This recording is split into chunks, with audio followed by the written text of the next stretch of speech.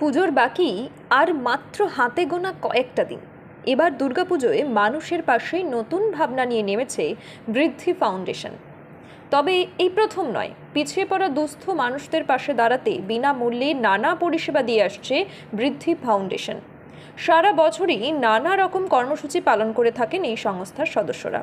এবছর ডালপুর শ্রী শ্রী জ্ঞানানন্দ সরস্বতী আশ্রমে বস্ত্র, খাদ্য বিতরণ এবং গ্রামের পিছিয়ে পড়া গরিব মহিলাদের সামান্য অর্থ সাহায্যের মাধ্যমে শারদীয়ার শুভেচ্ছা জ্ঞাপন করল বৃদ্ধি ফাউন্ডেশন। বৃদ্ধি ফাউন্ডেশনের পাশাপাশি আরও কিছু স্বেচ্ছাসেবী সংস্থা বৃদ্ধি ফাউন্ডেশনের এই শুভ উদ্যোগে সামিল হন এবং তারাও বস্ত্রদান কর্মসূচি পালন করে।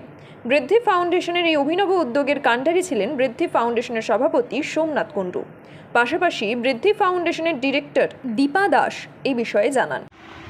আমি দীপা দাস, বৃদ্ধি ফাউন্ডেশনের একজন ডাইরেক্টর। প্রতি বছরের ন্যায় এবছরও শারদীয়ার পূজা উপলক্ষে বৃদ্ধি ফাউন্ডেশনের যে কর্মকাণ্ড আছে তা তারা সম্পূর্ণরূপে পালন করছে। তারই কিছু বিস্তারিত কর্মসূচি নিয়ে আজ আলোচনা করছি।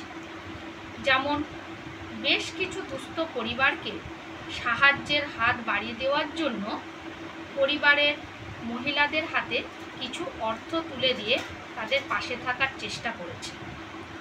এছাড়া ডালপুর শ্রী শ্রী জ্ঞানানন্দ সরস্বতী আশ্রমের মাধ্যমে আমাদের তরফ থেকে দুস্থ পরিবারের হাতে কিছু বস্ত্র বিতরণ করা হয় 2রা অক্টোবর 2024 মহালয়ার দিন। উক্ত দিনে আমাদের প্রতিনিধি সোমনাথ কুণ্ডু উপস্থিত থেকে বস্ত্র বিতরণের অনুষ্ঠান সম্পূর্ণ করেন এবং উক্ত দিন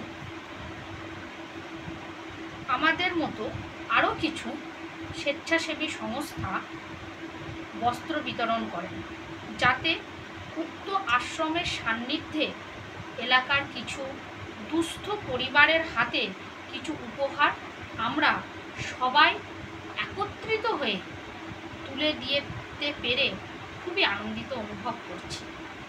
ডালপুর শ্রী শ্রী জ্ঞানানন্দ সরস্বতী আশ্রমের মহারাজকে আমার শ্রদ্ধা এবং সশ্রদ্ধ প্রণাম জানাই এবং আশ্রমে উক্ত দিনে যারা যারা উপস্থিত ছিলেন তাদের সবাইকে আমার প্রণাম, শ্রদ্ধা ও শারদীয়ার প্রীতি শুভেচ্ছা ও অভিনন্দন জানাই।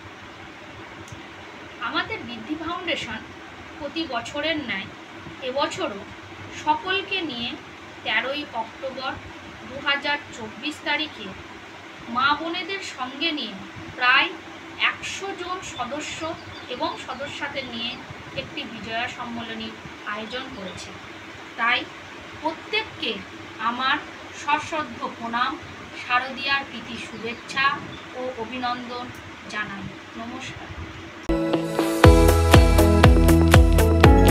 আপনারা দেখছেন ইউএন লাইভ, বাংলা খবরের শেষ কথা।